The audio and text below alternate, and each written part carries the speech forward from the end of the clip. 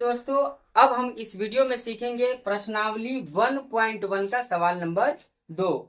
इससे पिछले वाली वीडियो में हमने आपको यूक्लिड विभाजन विधि से एचसीएफ कैसे निकाला जाता है उसको बताया था। इस वीडियो में मैं आपको यह वाला सवाल एकदम आसान तरीके से बनाना सिखाऊंगा। जैसा कि आप जानते हैं कि ए बराबर बी क्यू प्लस आर होता है, ये यूक्लिड विभाजन का व्यंजक है। ठीक है, जहां 0 से बड़ा या बराबर होता है आर और आर से बड़ा क्या होता है बी। इसका अर्थ समझ लीजिए, मतलब कि यदि किसी संख्या से आप भाग देते हैं, सपोज कीजिए कि अगर मान लिया आप 17 में 5 से भाग करें, 17 में किससे भाग करे 5 से, तो आपको शेषफल क्या आ सकता है? 0 आ सकता है, 1 आ सकता है, 2 आ सकता है, 3 आ सकता है, 4 आ सकता है। ठीक है ना, 0 आ सकता है, 1 आ सकता है, 2 आ सकता है, 3 आ सकता है, 4 आ सकता है ना। 5 नहीं आ सकता है, क्योंकि 5 होगा तो फिर 0 हो जाएगा। मतलब यह हुआ कि जब आप किसी भी संख्या में किसी संख्या से भाग देते हैं तो शेष जो आता है उससे छोटी जितनी भी संख्या है वो आ सकती है, उसके बराबर नहीं आ सकती। ठीक वही है कि शेष जो होगा वो 0 से बराबर होगा या 0 से बड़ा होगा, लेकिन आर से बड़ा कौन होगा? बी, जिससे हम भाग देते हैं, ठीक है ना। मतलब कि ये जो 5 है ना, 5 से छोटा ही होगा शेषफल, 5 के बराबर शेषफल नहीं आ सकता। अब यहां पर देखिए, हमको दर्शाना है, सवाल है हमारा कि दर्शाइए कि कोई भी धनात्मक विषम पूर्णांक 6q+1, 6q+3 या 6q+5 के रूप का होता है। अब जैसा आपको पता है कि a बराबर बी क्यू प्लस आर, यहाँ पर b के जगह पे आपको क्या दिख रहा है? 6 दिख रहा है। कितना दिख रहा है? 6। यहाँ पर हम मान लेंगे, पहले लिखेंगे हल। क्या लिखेंगे? हल। माना कि b बराबर 6, b बराबर क्या हो जाएगा? 6। अब जब b हमने 6 लिखा, ठीक है ना, तो b का मतलब क्या हुआ? भाजक। तो जब हम किसी संख्या में 6 से भाग करेंगे तो शेषफल क्या आ सकता है? लिखेंगे संभवतः से, इसीलिए संभवतः शेष।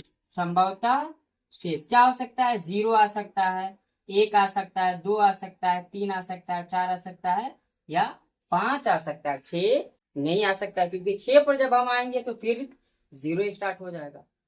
अब बारी बारी से हम मान रखेंगे, क्योंकि हमको दिखाना है विषम पूर्णांक, इसीलिए हम इसमें से केवल विषम लेंगे। 1 है विषम, 3 है विषम और 5 है विषम। लिखेंगे यदि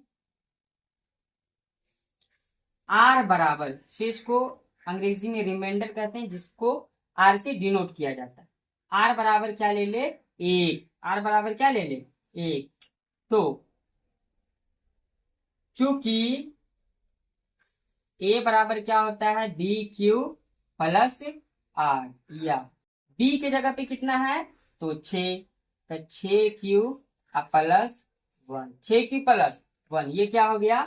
विषम पूर्णांक। क्या हो गया जी? विषम पूर्णांक।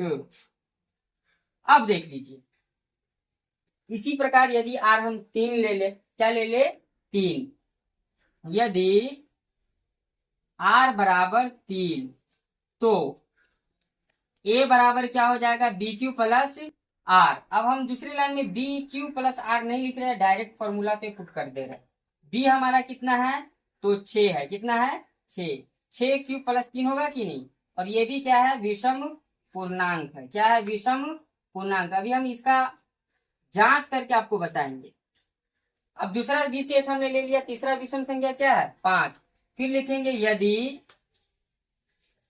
आर बराबर 5 तो, आर बराबर 5 तो, देखो वीडियो क्लियर दिख रहा है कि नहीं? दिख रहा है ना, नीचे वाला दिख रहा है। यदि आर बराबर 5 तो क्या हो जाएगा? ए बराबर 6q+5, और यह भी क्या है? विषम पूर्णांक। क्या है जी? विषम पूर्णांक। बस आपको इतना दिखा देना है, लास्ट में आपको लिख लेना है कि अतः कोई भी विषम पूर्णांक 6q+1 या 6q+3 या 6q+5 के रूप का होता है, बस यही आपको दिखाना है, ठीक है ना। अब बहुत सारे बच्चे के माइंड में ये बात होगी कि भाई इसका मतलब क्या हो गया, इसका मतलब क्या होगा, कैसे ये विषम पूर्णांक किस रूप का हो सकता है। तो आपको मैं बता दूं, जैसे पहला है 6q+1। अब q के जगह पे आप कोई भी नेचुरल नंबर डाल के देखें। अगर हम q के जगह पे 1 रखे तो 6 × 1 + 1 तो क्या होगा, 6 का 6 और 1 7। अगर q के जगह पे 2 रखे नेचुरल नंबर तो 6 × 12 1 13।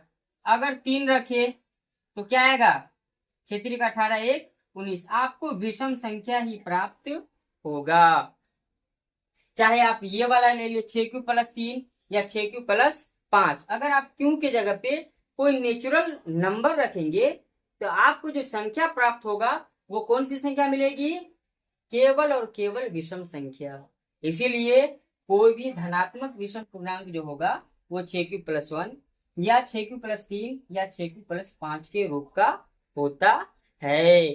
चलिए मैं कोशिश करूंगा अगले वीडियो में आपको 2 सवाल बताने का। मिलते हैं अगले वीडियो में, धन्यवाद।